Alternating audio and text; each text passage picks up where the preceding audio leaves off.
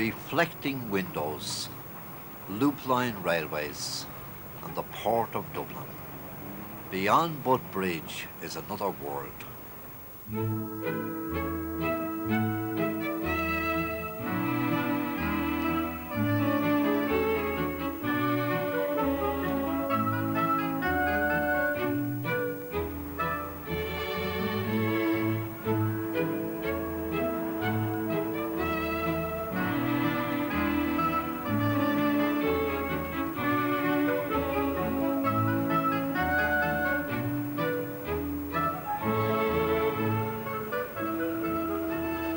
Hello, Charlie. How's it going? Yeah, how's it going?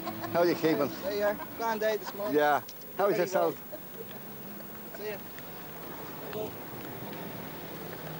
Do you know, whenever you pass by this old ballast office, you should really raise your hat.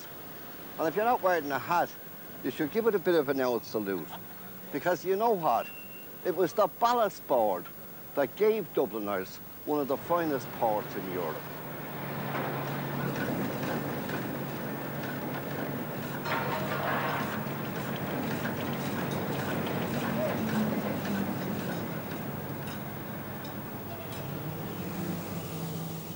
At one time, shallow waters, drifting sands, and the dumping of ballast made the port of Dublin the terror of every sailor, merchant and seaman. The ships couldn't get up the river, so they had to dock out in Quay and Ringsend. And they say that you could run around the ships at low tide in Ringsend, and you wouldn't even wet your feet. Work goes on daily with the heavy cranes and the offloading of goods and merchandise at the port of Dublin. But at one time, this stuff all had to be brought along the Quay road into the city because the drifting sand made the waters very shallow and the ships couldn't get up the river. This was first noticed in 1652 by a man called Gerard Boat. There were others, Andrew Yarranton. A man called Henry Howard wanted to solve the problem. And of course, Alderman Hawkins got permission to build a wall at College Green and shove back the river. And there's a nice boat of grain. And there's the bell. I wonder, is that Beardo hour? And there's the dredging going on. At one time, there were 18 ships dredging the port of Dublin. But despite all the dredging that went on, they still couldn't stop the drifting sand. There's no joy in the ferry ride today. Empty. 30 years ago, that would have been chock-a-block with dockers and factory girls going back and forward. Of course, it was only tuppence to travel then.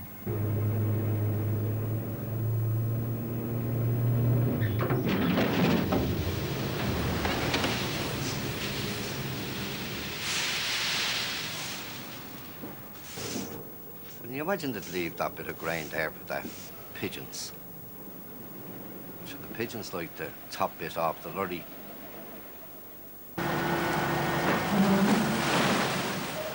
Despite all the dredging, they still couldn't solve the problem. The merchants kicked up a row, said they'd leave Dublin, take their business elsewhere unless the corporation set up a separate port authority. After Hawkins claimed the Lear Street and City Quay, the corporation started reclaiming what they called Newfoundland, the North Lots. The corporation also laid quiches, baskets of stones, to make a canal, throwing deep in the river, but the merchants still protested. And in 1707, the corporation established a separate port authority and tried their hand at building walls and dredging the river to make it deeper. But the merchants still protested. And in 1786, the Parliament in College Green called the matter to a head by passing an act and establishing the Ballast Board, the board to preserve and develop the port of Dublin. And that was the start of the revolution in making the port of Dublin the great port that it is today.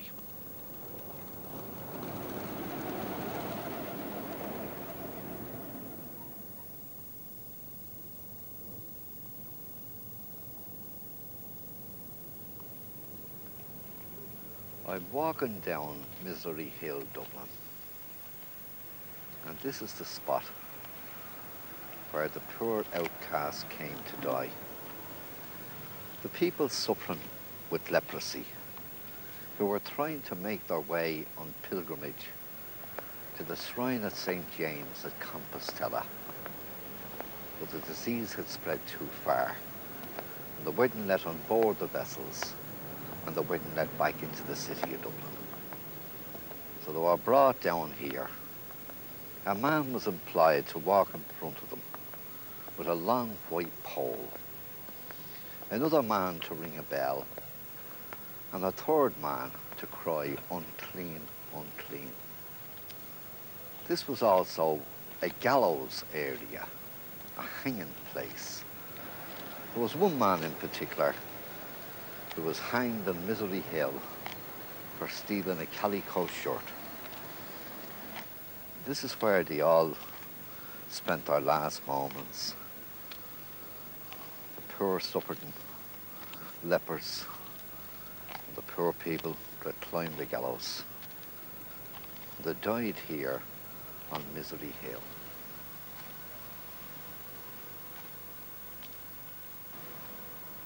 Well, at one time in Dublin you had three gas works. The Alliance Gas Company, the Dublin Gas Company and the Hibernian Gas Company. And in 1866 they all got together, and as the Dubliner says, they had rare gas. They formed the Dublin Alliance and Consumers Gas Company.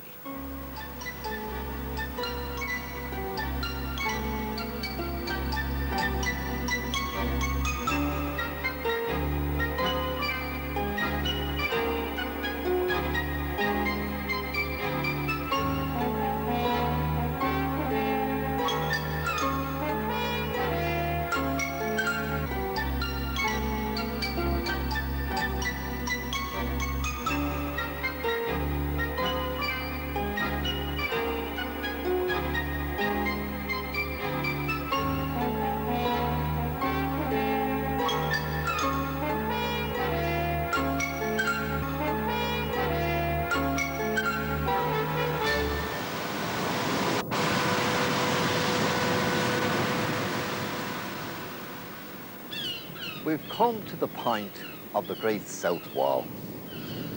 And what an engineering feat that was, building the Great South Wall. Aye, and the North Wall, and the Great North Wall, which we know today as the Bull Wall. And of course the engineering feat of the lot, Alexander the Basin.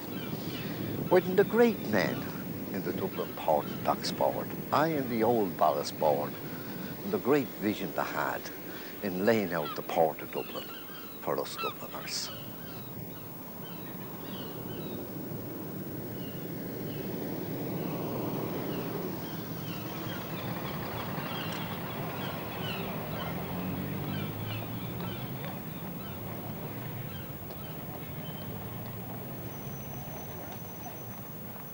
The bells of City Quay.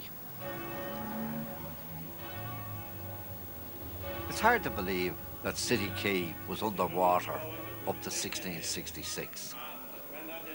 But the community grown in City Quay with merchants and sailors and people coming and going, it was decided that it would have to have its own special church.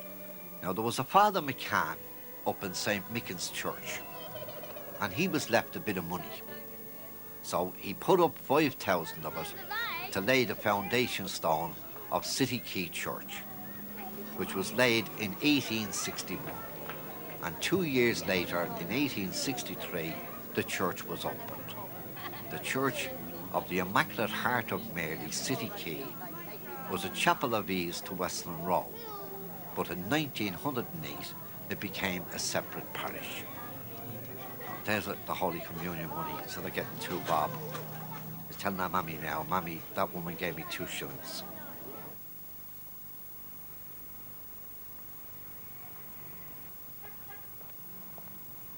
Do you know what? They should put 3 big statues on this bridge.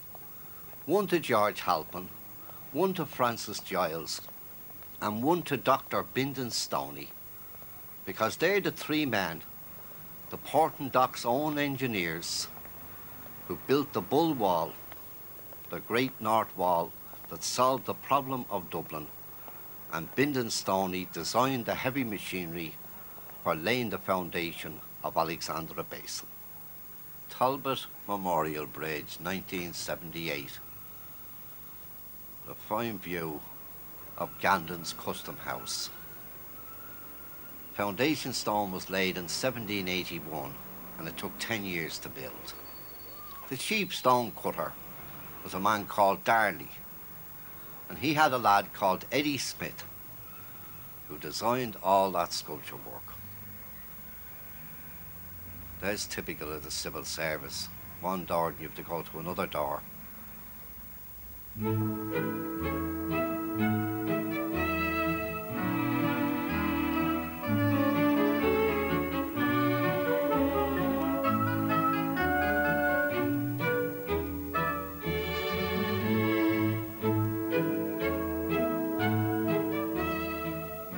You know, it's a great thing to bring your children down to the custom house of a Sunday with their sketchbooks and let them sketch out all these heads and masks, and then let them find out what they represent, because these masks and heads represent the 13 principal rivers of Ireland and the Atlantic Ocean. I'll give you one clue. The only lady head is Anna Livia.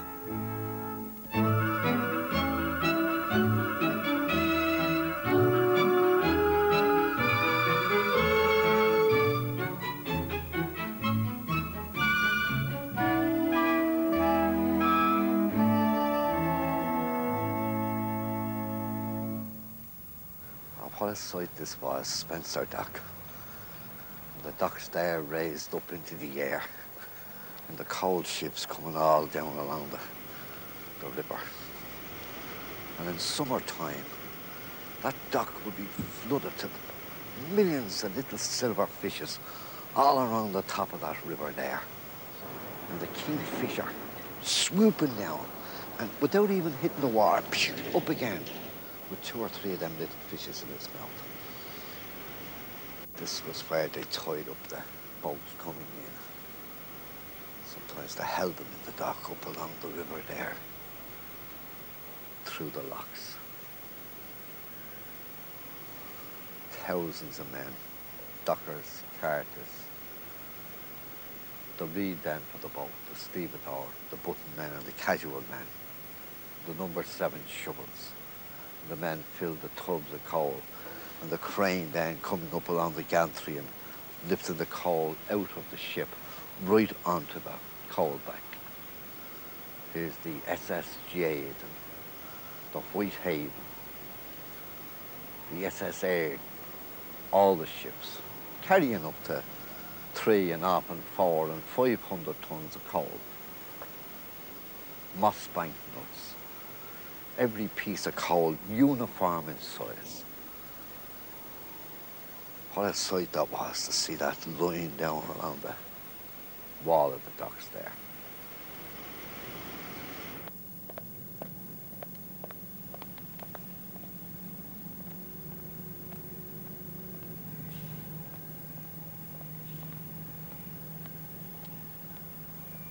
Donnelly's coal yard, Spencer Dock. Oh, it's like a ghost town today. But what it was in those early post-war years and right into the 50s, a mountain, a hive of activity. Breasters, carters, fillers, tappers out, singers on, men, button men and casuals waiting to rule the reed. All the wagons railed down along here. This here was the Waybridge. That was my old office there. And behind the toilets and the filler's hut. Mountains upon mountains of black diamonds of coal, right down to the end. What a sight that was. 8 o'clock in the morning, 100 horse cars, a couple of old steam cars and 1 or 2 motors. Come in there and tear, pull off Neddy, 1900 weight, right John, Casey, Derrington, Finnegan, Gilchrist and Hooley. Then the men came back in here across into the office. There was a passageway here. Glass partition. Give us that 2 ton for the port and docks, a handy hole of a drop in Westmoreland Street. What is next on it? Anything there for Ayrton Sanders? Well, hail, rain or snow, they never let the old hospitals down or the emergency deliveries. Even if it was teeming rain or you were up to their ankles in snow, they went down with their shovels and pushed aside the water and got in and loaded the wringing wet coal bags to bring out the coal to the hospitals. Always used to say, sure, God love the poor patients. We can't let them down, Mr. T. Come on, give us that 6 ton for Vince's. And what about Mercer's and the Mead? Did they get theirs? There was great spirit here among the Dublin dockers. They were a family. They were a great community to work with. But what life, and what sadness, and what laughter. Here at the Waybridge, in Donnelly's Spencer Dock.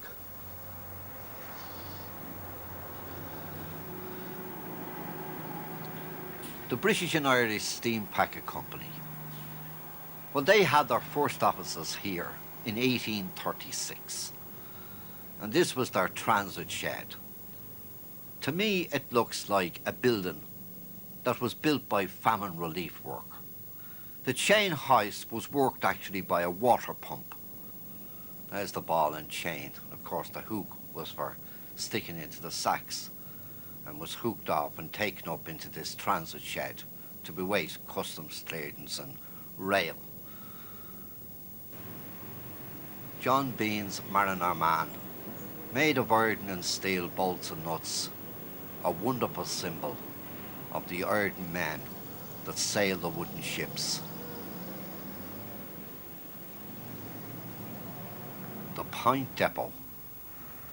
This was at one time the Coast Guard station. All the customs. The engineers of the port and dock lived at the Point building. Of course, the railway meant a very big development to the port, taking the stuff right off the ship onto the rail.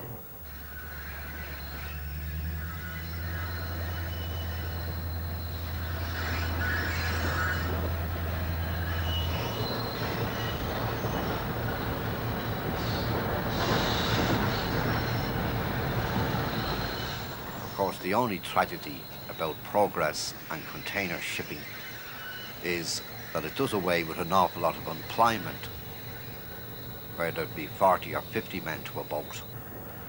Now, there's a half a dozen to a container ship. I think I'd rather see the old days with all the sacking and all the people employed. Containers may be progress, but certainly not for workers.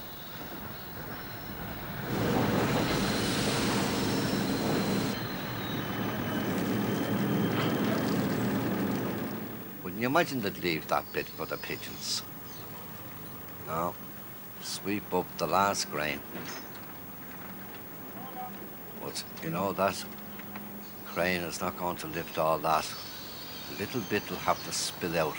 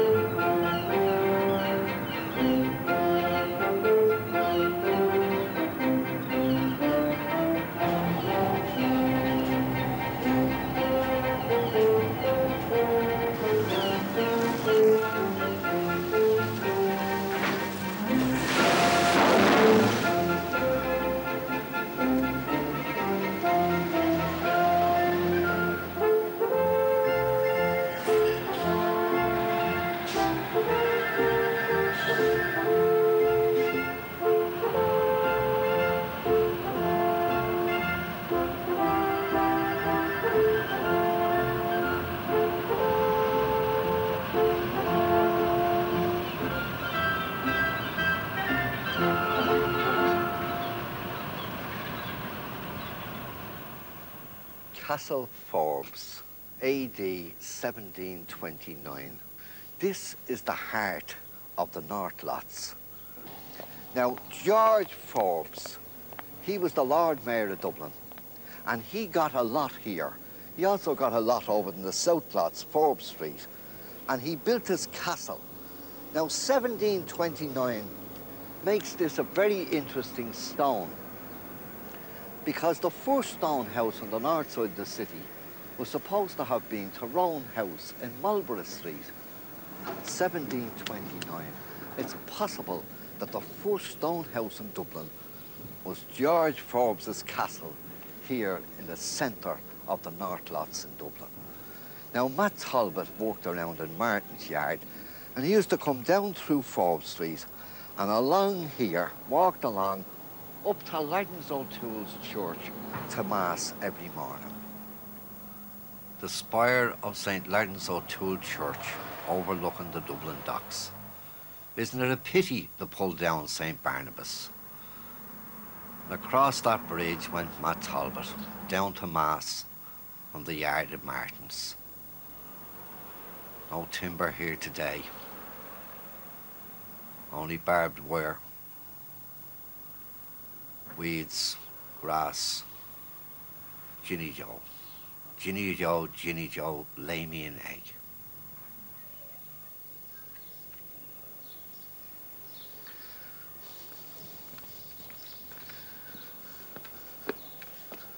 I'm going back to school.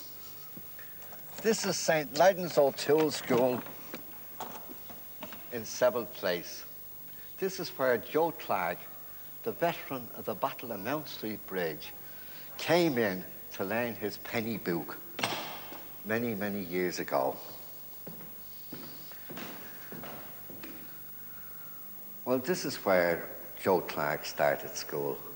Of course, in those days, you had the old-fashioned desk, and the master probably sat in that corner up on a high desk. Well, there was a little boy who started off in this school by the name of Frank Cal. And of course, he graduated higher up along the ladder and out and into the college and became a teacher and came back to this school and taught in it for 50 years. Frank Cal. You know, all the old schoolmasters in the old days, when we were kids, they all got little poems and doggerels. I wonder, did Frank ever get one? But there was a great old teacher up in Phibsborough, St. Peter's, Joe Sleet. And the kids used to sing about Joe. Old Joe, he was a beau. He went to Mass each Sunday. He prayed to God to give him strength to bash the kids on Monday. And then, of course, it came around to the Holliers, holiday time. And we'd all sit banging our feet off the floor and slapping the desk. No more Irish, no more French, no more sitting on the hard old bench.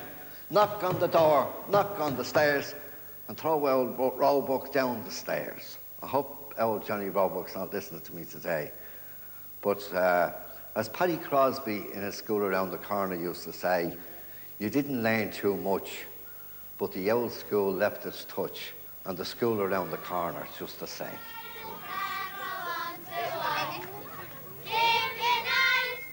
The children of Sheriff Street are warm and friendly with laughing eyes, the same as children anywhere, and given half a chance will grow up to be the salt of the Dublin earth. But you have no playgrounds, you won't find any football pitches or swimming pools or tennis courts in Sheriff Street. And the tragedy is too that when they leave school, they've no work. Years ago, there would be work here. Now, there is nothing but the door. Sing up there, girls, and let them hear the golden voices of the children of Sheriff Street. Sheriff Street runs into Laddens O'Toole's church. St. Laddens O'Toole's is not just a parish church. It's a community centre. Its railings are a playground. Its walls are seats for old men. It's a centre where the children gather, a focal point, here in the heart of the city of Dublin.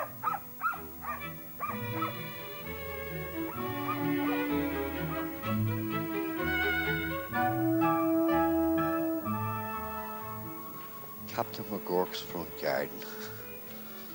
He used to have it nice too. Little flower beds in along there. Grass, nice and clear. And the old Ginny Joes.